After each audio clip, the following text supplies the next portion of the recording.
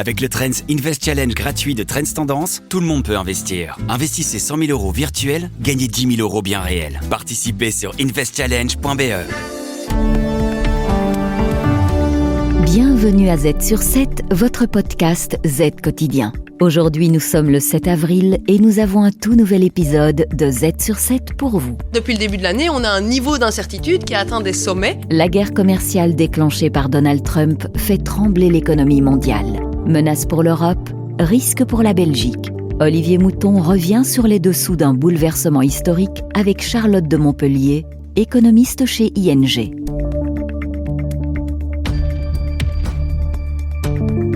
Z sur 7, l'info à ne pas manquer. Un expert interviewé par Trends Tendance analyse les racines d'une actualité forte. Alors il faut d'abord se rendre compte que, en tant que telle, l'incertitude, de manière générale, c'est un élément négatif pour l'économie mondiale. Le fait de ne pas savoir ce qui arrive, ça pousse les entreprises à postposer des plans de production, des plans d'investissement, des plans d'embauche. Et ça pousse les ménages à ralentir leur consommation, à attendre, à mettre plus d'argent de côté. Et donc, en tant que tel, juste quand il y a de l'incertitude, on voit effectivement que l'activité économique tend à ralentir plus rapidement que s'il n'y avait pas eu d'incertitude. Or, depuis le début de l'année, on a un niveau d'incertitude qui a atteint des sommets, qui est vraiment, on n'avait jamais connu un tel niveau d'incertitude, et surtout pas pendant le premier mandat de Donald Trump. Donc c'est tout à fait exceptionnel. Ça a déjà un impact économique négatif. Alors, à côté de ça, on a maintenant tous ces tarifs douaniers supplémentaires qui sont évidemment un impact aussi négatif pour l'économie mondiale. Pourquoi ? Parce que les tarifs douaniers, ça vient entraver le commerce mondial. L'incertitude autour de ces tarifs douaniers également, ça entrave le commerce mondial et donc finalement, ça ralentit l'économie, ça ralentit l'économie américaine. On le voit déjà et on va continuer à le voir. Simplement, cette incertitude, le fait que c'est moins facile pour les entreprises d'avoir des biens qui viennent de l'étranger, ça rend les choses plus difficiles.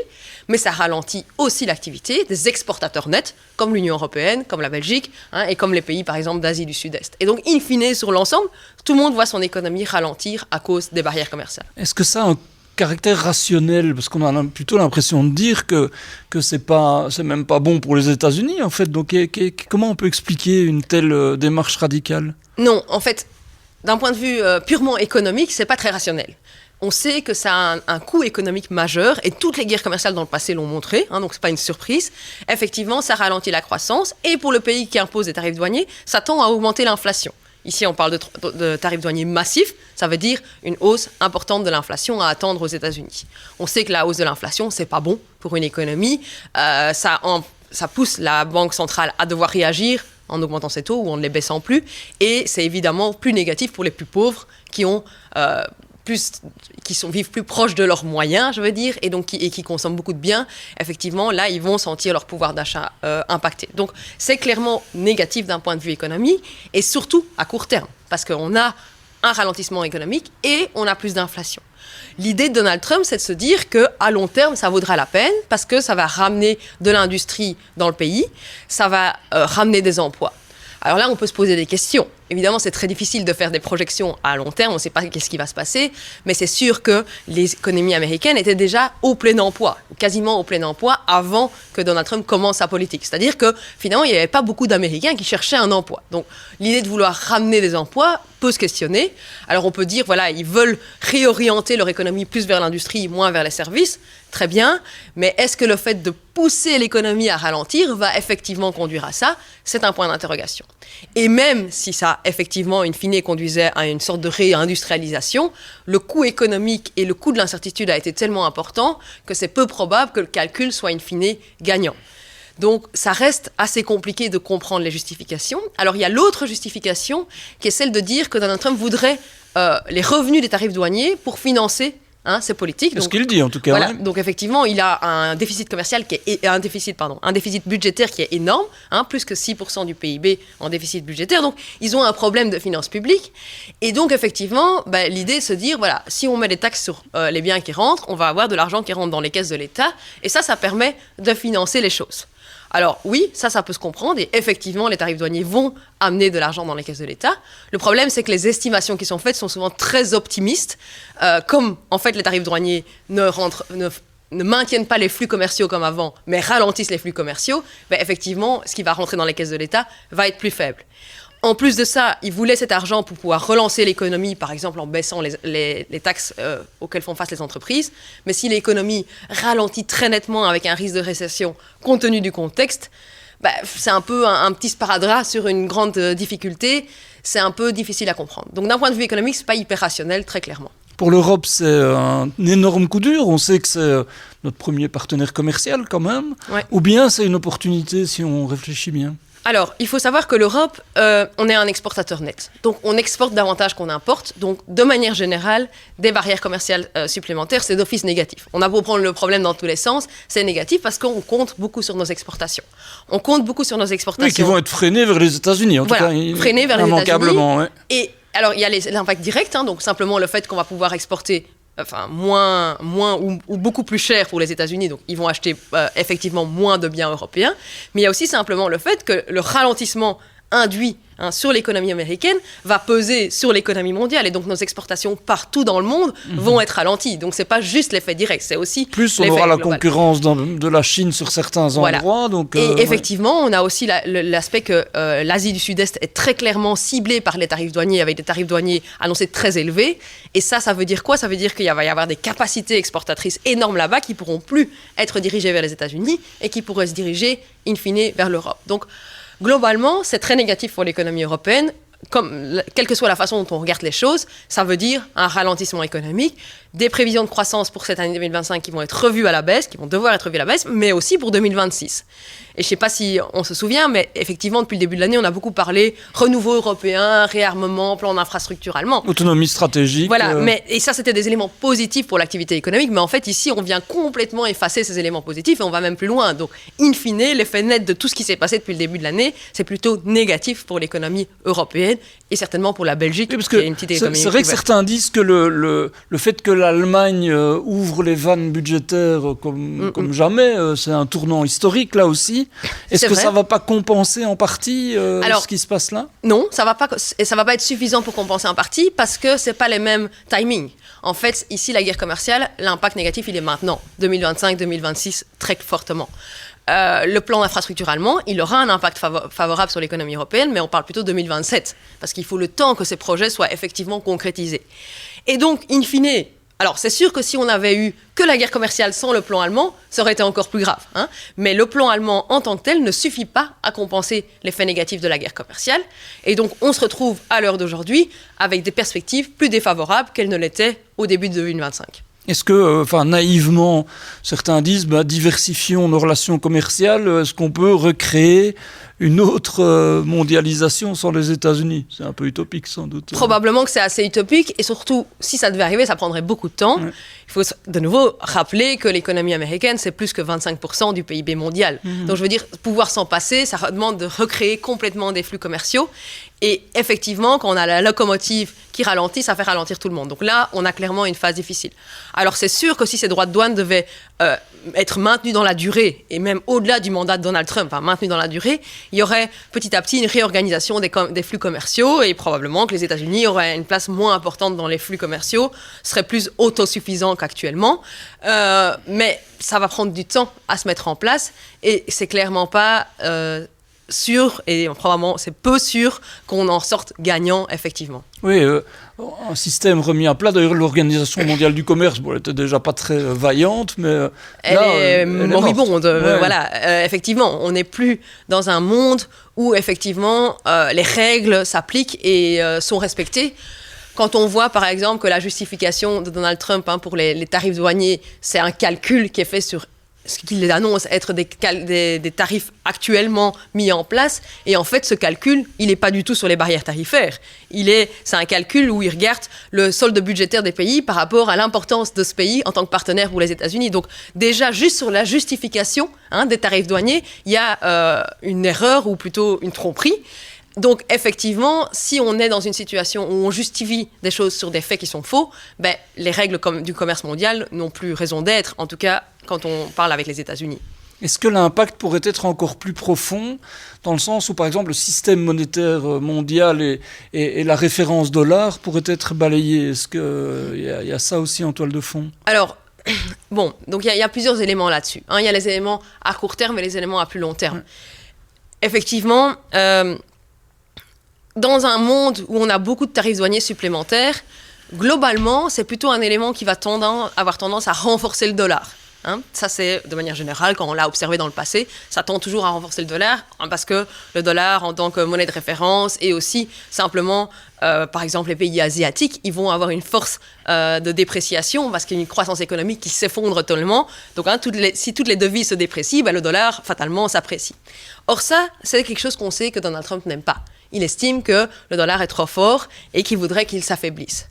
Et donc, il y a cette discussion au niveau de l'administration américaine de dire qu'il faudrait déprécier le dollar. Le problème, c'est qu'on ne peut pas tout avoir en même temps et que c'est un peu une volonté qui vient un peu contrecarrer le fait qu'ils veulent être la première puissance mondiale, etc. Donc, ce n'est pas très clair dans quel sens ils veulent aller et on a un peu l'impression que pour l'instant, ils testent un peu, voir qu'est-ce qui pourrait être bien. Ce qui est sûr, c'est que si les États-Unis perdent leur importance, on pourrait effectivement avoir que le dollar devient un peu moins monnaie de référence. Mais ça, pour complètement retourner la situation, ça prendra des années et des années. C'est une tendance parce que tous les flux commerciaux mondiaux sont en dollars. Et donc, effectivement, il faudrait énormément de temps pour amener ce genre de perturbations. Et ce serait un changement très progressif. Donc, c'est pas ici, on ne parle pas d'un écroulement, on parle d'un changement progressif avec d'autres monnaies qui prennent de l'importance. Et donc, l'impact est plus mesuré quand c'est progressif. Un petit mot sur notre petite Belgique. Alors, on est un pays qui est ouvert aux vents et marées. On est une plaque tournante de commerce. On a un petit pays, notre lot est lié à celui de l'Europe aussi. Mais est-ce qu'on peut tirer notre épingle du jeu ou on va se retrouver dans une situation encore plus problématique ? Bon, alors à ce stade, on verra si ça reste le cas, mais à ce stade, on a le fait que les tarifs douaniers ont exempté les produits pharmaceutiques. Donc pour l'instant, il n'y a pas sur les produits pharmaceutiques. L'idée de Donald Trump, en tout cas ce qu'il a annoncé, c'est que ce serait mis en place plus tard, spécifiquement comme ça a été fait pour les autos. Alors pourquoi c'est important ? Parce que la Belgique exporte donc vers les États-Unis énormément, c'est notre premier partenaire commercial hors Union européenne, mais le premier élément qu'on exporte, ce sont les produits pharmaceutiques. Donc effectivement, l'impact complet sur la Belgique va dépendre de ce qui est décidé sur les produits pharmaceutiques. De manière générale, compte tenu du fait qu'on a une petite économie très ouverte, on va avoir un impact négatif. On a beau le prendre dans tous les sens, quels que soient les tarifs douaniers in fine vraiment implémentés, ce sera un impact négatif. Et une révision de la croissance qui peut aller, par exemple, c'est pour cette année, à 0,2, 0,3 en moins. Donc il y avait une croissance attendue de l'ordre de 0,8 pour la Belgique, on parle de 0,2, 0,3 en moins. Si les États-Unis tombaient en récession, on irait encore plus bas. Donc effectivement, pour la Belgique, c'est clairement un impact négatif. Est-ce qu'on peut tirer notre épingle du jeu ? Probablement pas tout seul. Donc je veux dire, la façon dont on arrive en Europe à se remettre de ce choc absolument massif pourrait in fine un jour avoir des bénéfices. La Belgique pourrait s'en sortir mieux, mais il faudra que l'Europe arrive à se redresser et à l'heure actuelle, c'est pas si simple. Donc je serais assez nuancée ou mitigée sur les opportunités pour la Belgique. En tout cas, à court terme, il n'y en a clairement pas beaucoup. Pour le gouvernement de Wever, alors, ils ont déjà eu du mal à faire leur déclaration gouvernementale. On aura annoncé qu'il fallait investir massivement dans la défense. On est déjà en train de renégocier pratiquement l'accord de gouvernement. Ouais. Là, ça rajoute une couche, en fait. Ah oui, ça rajoute une couche parce qu'une croissance économique plus faible, ça veut dire quoi ? En pratique, pour un gouvernement et pour le budget de l'État, moins de rentrées. Ça veut dire moins de rentrées. Donc moins de rentrées d'impôts, soit via les entreprises, soit via les ménages, mais in fine, moins d'entrées dans les caisses et de besoin de plus de dépenses. Parce que d'un point de vue automatique, quand l'économie ralentit, on doit payer plus d'allocations de chômage, etc., etc. Donc, in fine, ça rend l'équation budgétaire du gouvernement encore plus compliquée. Et ça montre bien que, en fait, c'est le problème qu'on a, la Belgique, c'est qu'on s'est mis dans une situation où nos finances publiques sont complètement hors de contrôle, donc avec un déficit qui ne fait qu'augmenter, et la politique inchangée, il aurait continué à augmenter très, très nettement. Ça veut dire qu'on n'a aucune marge de manœuvre quand il y a un choc. On n'a donc aucune marge de manœuvre pour les dépenses de défense et on n'a aucune marge de manœuvre pour faire face à un ralentissement économique induit par la guerre commerciale. Et donc ça montre bien le problème d'avoir si peu de marge de manœuvre budgétaire. Ça rend l'équation budgétaire hyper complexe et ça veut dire que le gouvernement doit perpétuellement renégocier et trouver de nouveau des économies ou des rentrées supplémentaires. Et c'est extrêmement difficile. Il y a quelque chose de troublant ces derniers temps, c'est qu'on a eu énormément de crises. On a eu la crise du Covid, on a eu la crise, la guerre en Ukraine, la crise de l'inflation, on a les éléments liés à la défense et au changement de paradigme de Washington, maintenant des guerres commerciales. Et pourtant, on a toujours l'impression que nos économies sont résilientes. Est-ce que, malgré tout, il y a toujours une capacité de se réinventer, ou bien là, on touche quand même au bout du processus? Ce qu'il faut se rendre compte sur les dernières années, c'est que nos économies ont été résilientes grâce aux finances publiques, grâce à l'argent de l'État, enfin en fait l'argent des concitoyens, qui a été qu'il en coûte, comme on disait, qui a été dépensé très largement. Donc la politique budgétaire a servi à passer le moment de la pandémie et des confinements. Donc on a aider l'économie à ne pas tomber dans le gouffre à ce moment-là. Et puis, pendant la poussée d'inflation, on a aussi aidé les ménages, les entreprises, etc. Et donc, in fine, on a utilisé les finances publiques pour stabiliser notre économie. Ça a permis, effectivement, de stabiliser. Et comme on l'a fait plus en Belgique qu'ailleurs, notre économie belge s'est mieux comportée que le reste. Le problème, c'est qu'on a épuisé nos ressources. Et donc maintenant, on manque d'outils pour encore utiliser la capacité budgétaire pour stabiliser l'économie. Et donc là, on est un peu arrivé au bout de cet élément-là. Et donc, on va avoir besoin d'une résilience qui vienne plus des finances publiques, mais des acteurs privés. Or, les acteurs privés, ils font face à des vents contraires assez massifs avec cette guerre commerciale. Un vrai moment de bascule pour l'économie. C'est la fin de ce tour d'horizon signé Charlotte de Montpellier. Merci à tous et à toutes d'avoir écouté cet épisode du Z-Podcast. On se retrouve demain pour vos analyses quotidiennes, accompagnées de la rubrique Tech de Trends Tendance.